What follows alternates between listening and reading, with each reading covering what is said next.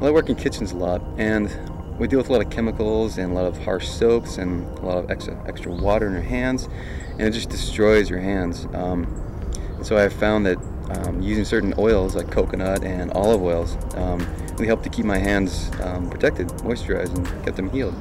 So combining that with some of my understanding about herbs, came up with just a homemade salve recipe that I found works really well.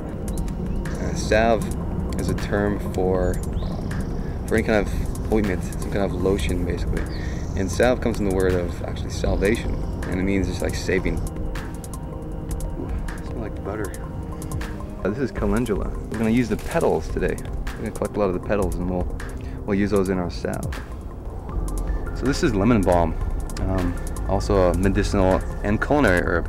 You can use it in teas and it's been used like in sorbets, but it has some wonderful medicinal qualities when you use it topically.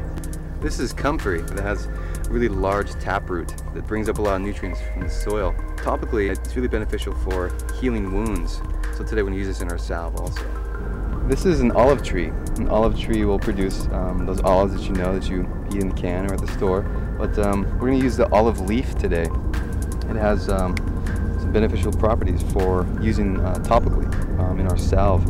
It's antibacterial and also very healing too. So it's a great plant to use. Here we have lavender. Lavender is really recognizable. Grows just about everywhere. Very easy to grow. And obviously the bees love it. Another very aromatic herb that we can use both culinarily and medicinally. So almost all these herbs we're using today, we can use both in topical medicinals and also in culinary preparations. Now this is rosemary, a bush that grows all over California. Kind of consider the weed will grow easily, one of the easiest things to grow too. Today we're going to be using this as one of the main ingredients in our salve.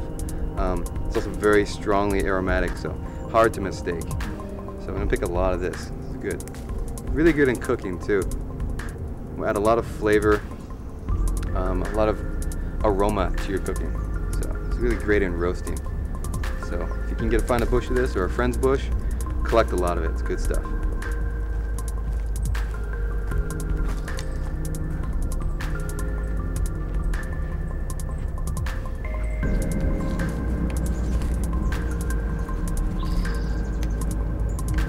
And so your herbs, you want to be able to have enough to infuse that smell and the oils into your carrier oils. But there's no real recipe for this. So I'm just using a couple handfuls of each herb that I can collect. Right now we're just chopping up the herbs. Just a rough chop on these. Get these broken down so that they can infuse in the oil when we cook with them. So here we've got our calendula, some of our lavender, our rosemary, some of our lemon balm, and our olive leaf. And you don't have to separate it off from the stems. We can just leave it pretty much whole because we won't be eating this. We'll just be chopping it up and getting as much as we can from it. And just look at this. Just a wonderful mix of colors and fragrance. It just smells beautiful too. Yeah, so the reason we're chopping these up is basically we're making think of like a tea. We're just infusing the oils with these herbs. So we're making an herb infused oil. We have calendula, those orange flowers that are in here. They're really high in beta carotene. That's what makes them orange. And if you end up using too much of it, you can color your skin kind of orange color. This gives you a nice bronze tan. But so if you start turning orange, just stop using a lot of it or dilute it back out. But it's very nourishing for your skin too. So what we're using today for oils is the main one will be coconut oil. This is going to be the main carrier of all of our essential oils from our herbs. Then we're going to boost that up with some olive oil, some lanolin, and some cocoa butter. We also have some wonderful beeswax here, just an old comb from a hive here at Merritt College. We keep bees because that's part of the gardening process, and so we can use that as a product. So what I have is just harvested some of the beeswax, and this is really important to find. If you don't have one of these, you can definitely buy some at the store, just solid beeswax. And this is what will emulsify a lot of these oils and keep it stable and act as a salve. So This is what we're going to use, and we start off with adding a good amount of coconut oil here. Notice I don't do a lot of measuring. It's not really necessary. We're not baking here.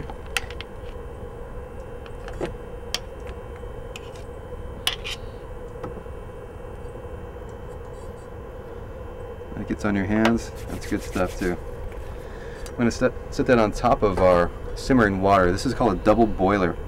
This ensures that we don't burn our oil and our herbs. We just want this to melt. This will take a little while, but then we'll add some of our more solid oils and get that melted down. So here we have our oil that's melted, both our cocoa butter and our coconut oil. Now we're ready to add some of our herbs. You just add those straight in. And so the oil is just warmed. We don't want it boiling. We don't want it super hot. What we want is just enough to draw out some of the oils from the herbs. You can just go and add them all in there. See if we have enough room. You see that cooking down? Yeah. We have quite a bit of herbs. So just oil, adjust the amount of oil that we have. And a lot of olive oil. So basically this is gonna stay heated. And we'll let this just infuse for a little while. So this is what the infused oil with all the herbs looks like after simmering for about 30 minutes. So what I'm doing here is with just with a strainer. You can use a colander or some cheesecloth, whatever you like, to just strain out the oils, pressing out the oils.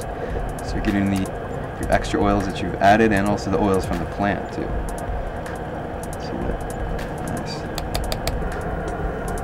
Nice green liquid.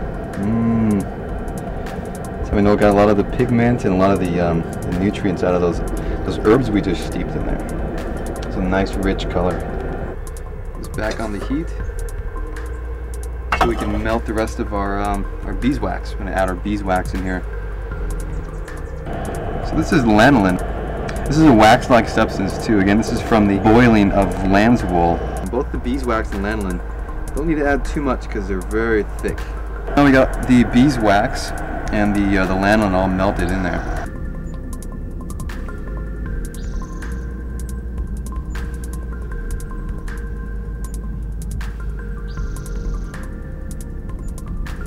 So you want to use a sealed jar, sealed glass jar that you can keep the large amount of oil in the fridge.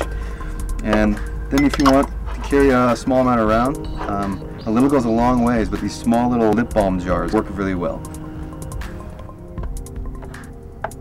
Be sure to do a label on this too, so you know what's in it, because you get a lot of jars in your fridge and people won't know what it is. So label and date your homemade salve.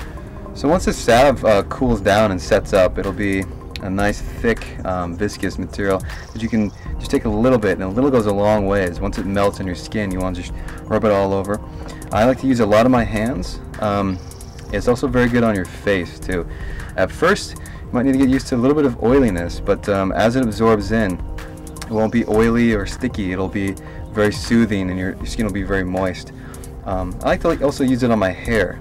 Use it as a hair gel, because when it's cool, it sets up and it allows you to style your hair. So it's great for that. I use it for a lip balm also, and it's wonderful on your feet. Very soothing and healing for tired feet too. Great for any kind of skin disorders too. Rub in a lot, use as much as possible, and see how you like to use it. So, very fragrant. It smells a lot like the rosemary. It comes through a lot. The lavender. It's wonderful.